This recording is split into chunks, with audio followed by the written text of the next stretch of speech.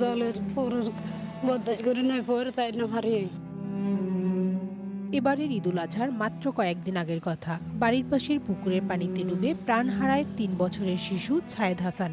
অথচ বাবা মা জানতেই পারেনি কখন ছায়েদ পানিতে ডুবে গেছে। নিমিষেই ঈদের আনন্দ পরিণত হয় শোকে। ফুটফুটে সন্তানকে হারিয়ে মা জয়তুন্নেছা এখন পাগল প্রায়। প্রতিদিন দুপুরে পুকুর ঘাটে বসে অঝরে কাঁদেন। পথ চেয়ে থাকেন প্রিয় সন্তানের।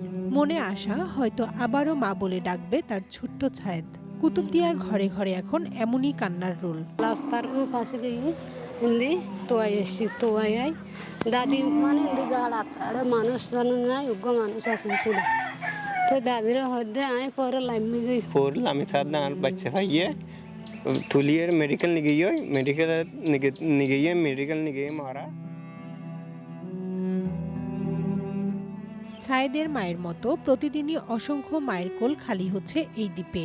বছরের পর বছর এখানে জ্যামিতিক হারে বাড়ছে শিশু মৃত্যুর সংখ্যা। সরকারি পরিসংখ্যান অনুযায়ী 2021 সালে 26 জন, 2022 সালে 31 জন, 2023 সালে 43 জন, 2024 সালে 42 জন এবং 2025 সালে রেকর্ড সর্বোচ্চ 52 জন শিশুর মৃত্যু হয়েছে। আর চলতি 2026 সালের প্রথম 6 মাসেই প্রাণ হারিয়েছে আরও 19 শিশু। কুতুবদিয়ায় গত 6 বছরে পানিতে ডুবে মোট 213 জন শিশুর মৃত্যু হয়েছে।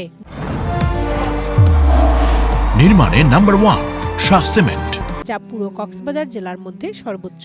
কুতুবদিয়ায় প্রতিদিন একটা না একটা শিশু পুকুর পড়ে মৃত্যুবরণ করতেছে। এদিনেও আনজাহালি প্রক্রিয়া মসজিদ মধ্যে গিরে বেড়া না থাকানোর কারণে 7 বছরের বাচ্চা মারা গিয়ে শহরে ডুবে যাচ্ছে, কারণ মা বাবাও কাজ করতেছে, কোনো সদস্য নাই, আর পুকুরের চারিদিকে কোনো বেড়া নেই।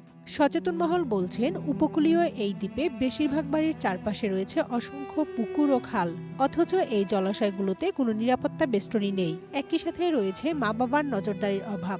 সাঁতার না জানার কারণে এই পুকুরগুলোই এখন শিশুদের জন্য নীরব মৃত্যুফাদ। শুধু সরকারি প্রচারণায় সীমাবদ্ধ না থেকে মাঠ পর্যায়ে সুরক্ষা ব্যবস্থা জোরদারের দাবি স্থানীয়দের। 5 বছর এর কম বয়সী শিশুদের মধ্যে 3টি প্রধান মৃত্যুর কারণের মধ্যে নিউমোনিয়া, ডায়রিয়া, এগুলোর পরেই ড্রাউনিংয়ের অবস্থান। শিশুদের যত বয়স বাড়বে 5, 6, 7 বছর বয়স হলে তাদেরকে অবশ্যই বেসিক লাইফ স্কিল যেগুলো আছে, সাঁতার শেখানো, এটাও করা দরকার। কুতুবদিয়ায় পানিতে ডুবে মৃত্যুর এই খতিয়ান শুধু কোনো পরিসংখ্যান নয়, প্রতিটি সংখ্যার পেছনে লুকিয়ে আছে এক একটি পরিবারের আজীবনের কান্না ও অপূরণীয় ক্ষতি।